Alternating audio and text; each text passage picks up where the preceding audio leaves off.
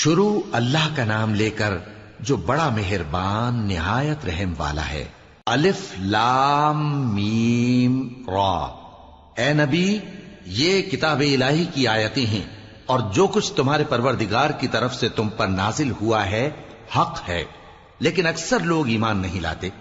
اللہ وہی تو ہے جس نے ستونوں کے بغیر آسمان جیسا کہ تم دیکھتے ہو اتنے اونچے بنائے، پھر عرش پر جلوہ افروز ہوا اور سورج اور چاند کو کام میں لگا دیا۔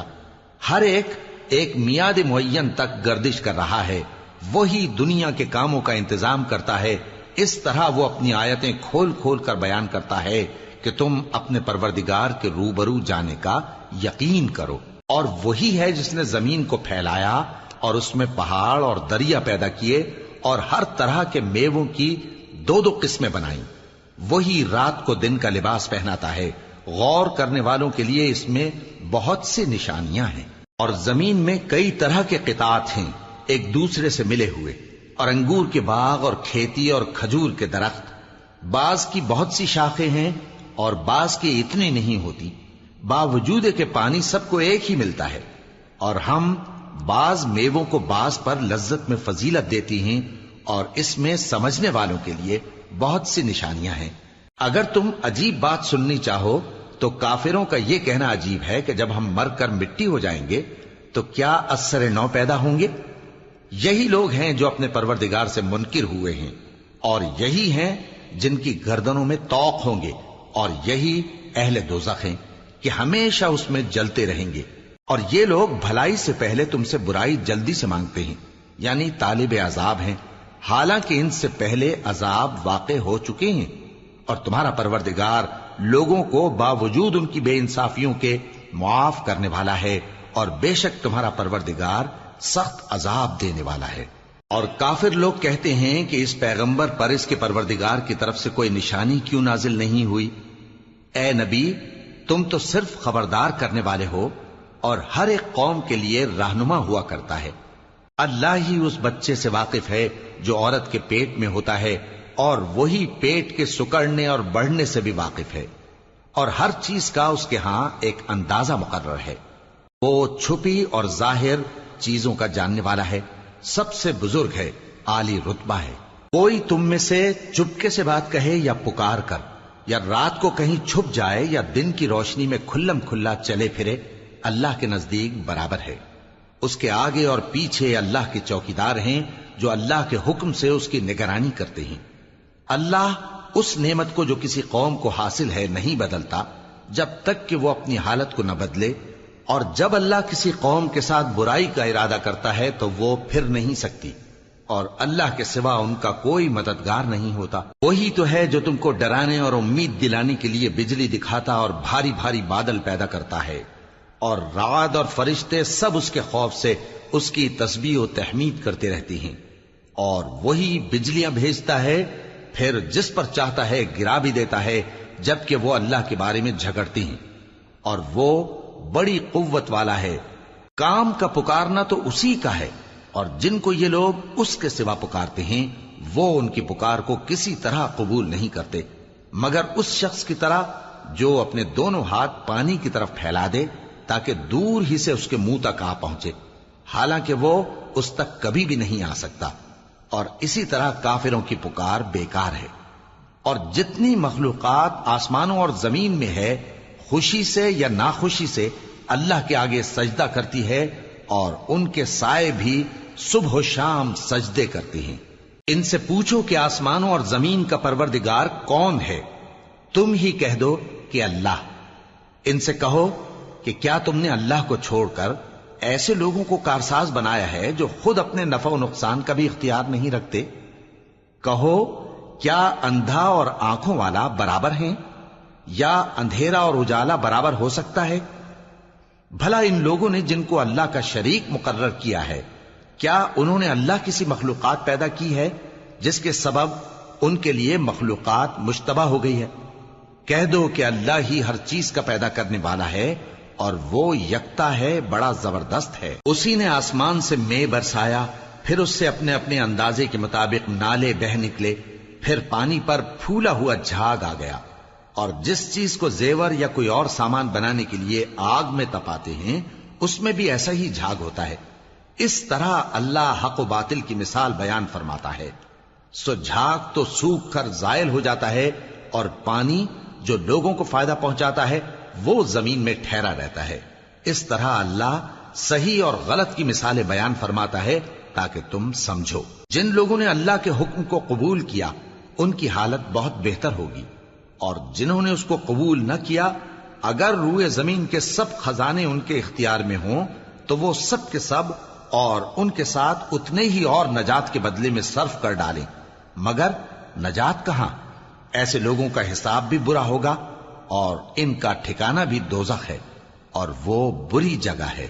بھلا جو شخص یہ جانتا ہے کہ جو کچھ تمہارے پروردگار کی طرف سے تم پر نازل ہوا ہے حق ہے، وہ اس شخص کی طرح ہے جو اندھا ہے، اور سمجھتے تو وہی ہیں جو عقل مند ہیں، جو اللہ کے عہد کو پورا کرتے ہیں اور قول و قرار کو نہیں توڑتے، اور جن رشتوں کے جوڑے رکھنے کا اللہ نے حکم دیا ان کو جوڑے رکھتے اور اپنے پروردگار سے ڈرتے رہتے اور برے حساب سے خوف رکھتے ہیں. اور جو اپنے پروردگار کی خوشنودی حاصل کرنے کے لیے مصائب پر صبر کرتے ہیں اور نماز پڑھتے ہیں، اور جو مال ہم نے ان کو دیا ہے اس میں سے پوشیدہ اور ظاہر خرچ کرتے ہیں اور نیکی سے برائی کو دور کرتے ہیں، یہی لوگ ہیں جن کے لیے عاقبت کا گھر ہے، یعنی ہمیشہ رہنے کے باغات جن میں وہ داخل ہوں گے، اور ان کے باپ دادوں اور بیویوں اور اولاد میں سے جو نیکوکار ہوں گے وہ بھی بہشت میں جائیں گے، اور فرشتے بہشت کے ہر ایک دروازے سے ان کے پاس آئیں گے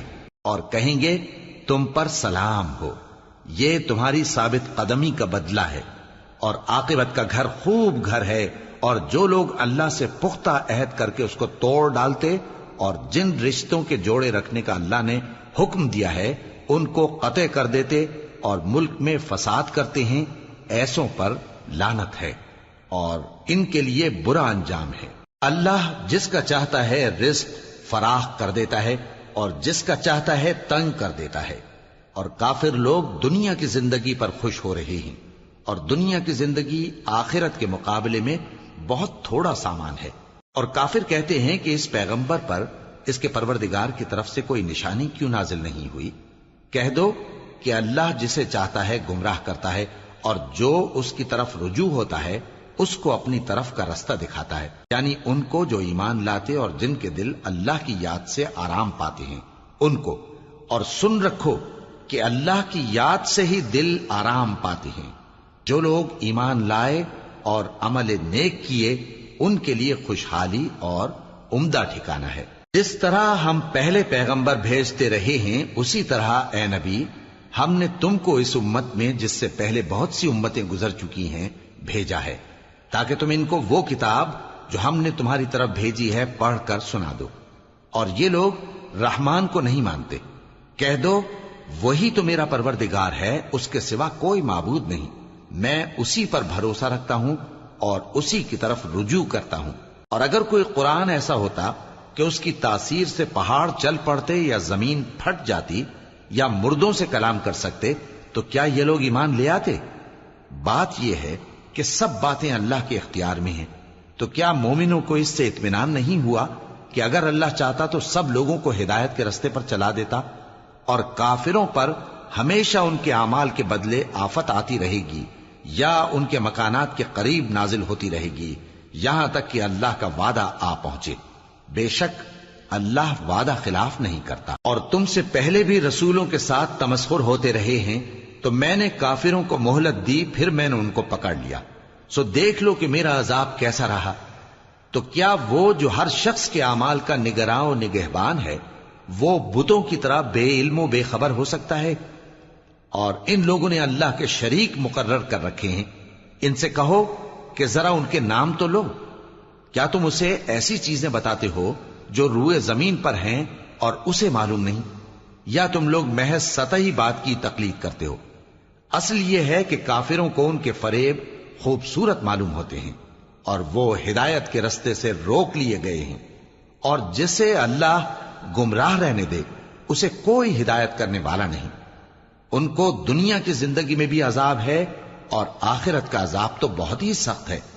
اور ان کو اللہ کے عذاب سے کوئی بھی بچانے والا نہیں۔ جس جنت کا پرہیزگاروں سے وعدہ کیا گیا ہے اس کی شان یہ ہے کہ اس کے نیچے نہریں بہ رہی ہیں، اس کے پھل ہمیشہ باقی رہنے والے ہیں اور اس کے سائے بھی۔ یہ ان لوگوں کا انجام ہے جو متقی ہیں، اور کافروں کا انجام دوزخ ہے۔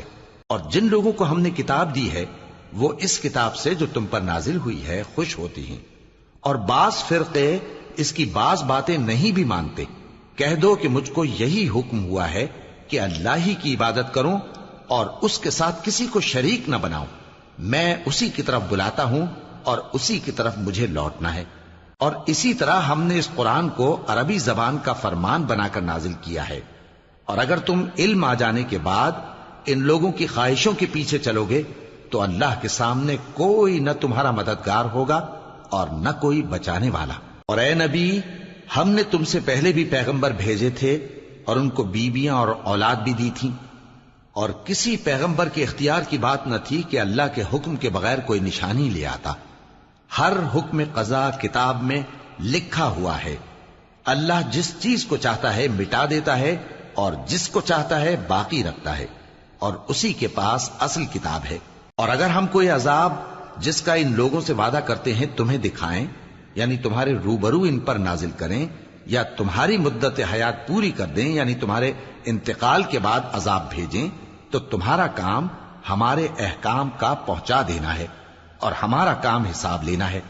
کیا انہوں نے نہیں دیکھا کہ ہم زمین کو اس کے کناروں سے گھٹاتے چلے آ رہے ہیں، اور اللہ جیسا چاہتا ہے حکم کرتا ہے، کوئی اس کے حکم کا رد کرنے والا نہیں، اور وہ جلد حساب لینے والا ہے۔ جو لوگ ان سے پہلے تھے وہ بھی بہتیری تدبیریں کرتے رہے ہیں، سو تدبیر تو سب اللہ ہی کی ہوتی ہے۔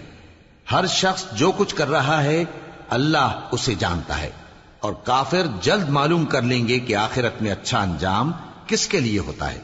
اور کافر لوگ کہتے ہیں کہ تم پیغمبر نہیں ہو۔